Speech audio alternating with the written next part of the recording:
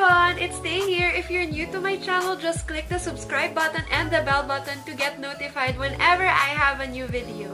So today's video is gonna be super special since I made one of my childhood fantasies come true, and that is to become a Bratz doll.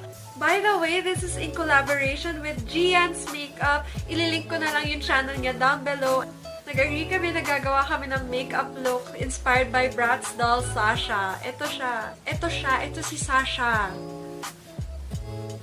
Ayan, that is my main inspiration for this makeup look. So if you're interested how I achieved this Sasha-inspired Bratz doll makeup look, just keep on watching.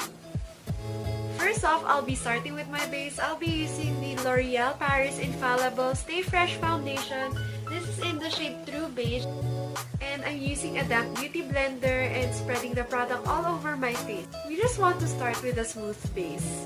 I really love this foundation because it covers all my blemishes and it has a really smooth finish.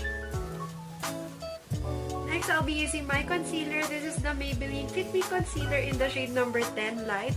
I'll be putting it under my eyes, in the middle of my nose, and on my chin.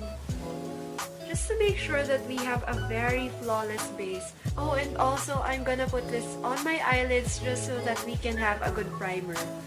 This is my all-time favorite kasi natatago niya yung malaki kong eye bags tapos yung gray areas ng face ko na ni-neutralize na yung color. Now that I have a perfect base, I'm gonna move on to my eyebrows. I'm using the Bilena Cleopatra eyebrow pencil and I'm just gently stroking the gaps in my eyebrows. Hindi naman ako OA magkilay guys as long as na-fill in yung gaps. Pero this time tataasan ko ng konti yung arc ko since dun nasa picture mataas yung eyebrows yan. So yun yung gusto kong i-achieve.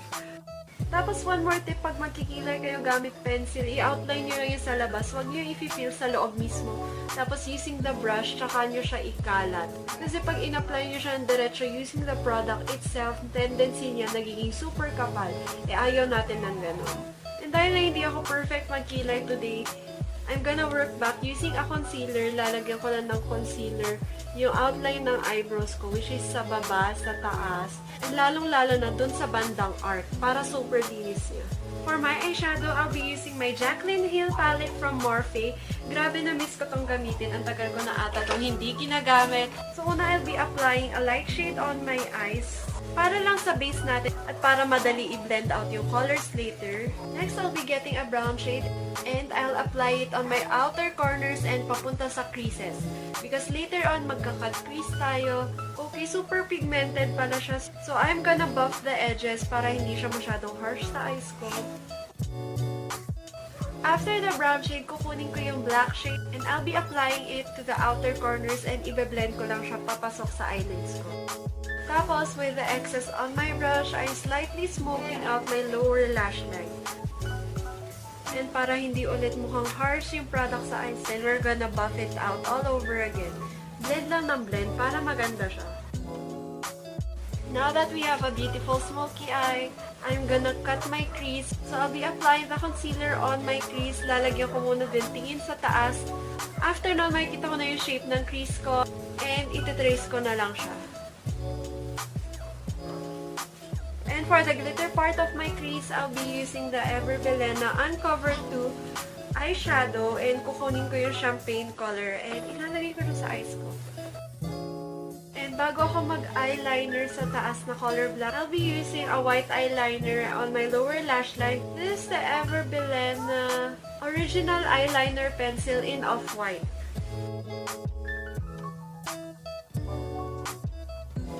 Hindi ako makontento sa shine ng cut crease ko, so I'll be using my sleek palette and gagamitin ko yung white highlighter tapos ilalagay ko siya sa eyelids ko. And para mag-come together yung overall look na to, I'll be using my Bilena dip liner and ilaline ko lang yung eyes ko. And lastly, so this look can come together, I'm just gonna curl my eyelashes and put on some falsies.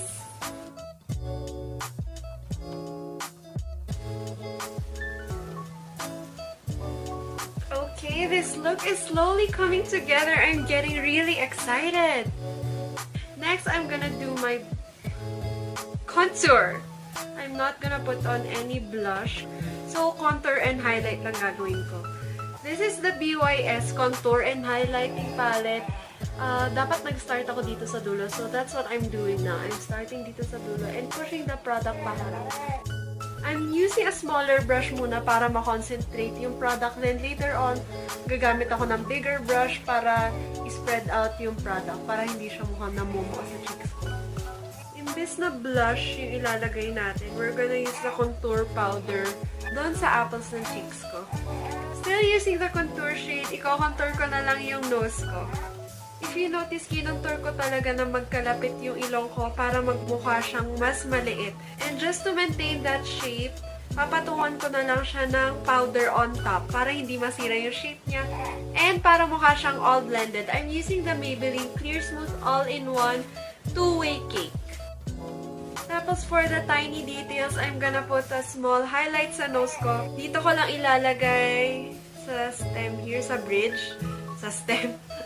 Sa bridge ng nose ko, tapos dito sa tip. And ikakalat ko lang siya. Tapos lalagyan ko rin ng highlight dito sa cheeks ko and i-exaggerate ko lang siya a little bit because I want to look poppin'. Lastly, I'm gonna shape my lips in a round shape. Tapos i-fill in ko lang using my MAC Diva Lipstick. Actually, all-time favorite ko to lipstick na to dati pa. Siguro 3 years ko na tong gamit. Tuwing nauubusan ako, bumibili ulit ako agad. Oh my god, I'm almost done with this look. Aayusin ko na lang yung hair ko.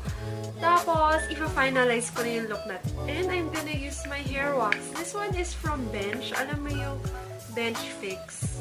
Ito yung ginagamit ng karamihan ng guys. Pero, ito rin yung ginagamit ko ever since. Ah, there you go. Oh my gosh. For me, I feel like I look like a doll. Alam mo, nakakatuwa kasi bata pa lang ako, sobrang hilig ko sa Bratz doll. As in, childhood fantasy ko na I want to be like a Bratz doll. And now, ito nakakatuwa kasi nagagawa ko na. So yeah, I guess this is the final look. I hope you enjoyed this video. Thank you for watching. And I hope to see you on the next. Bye!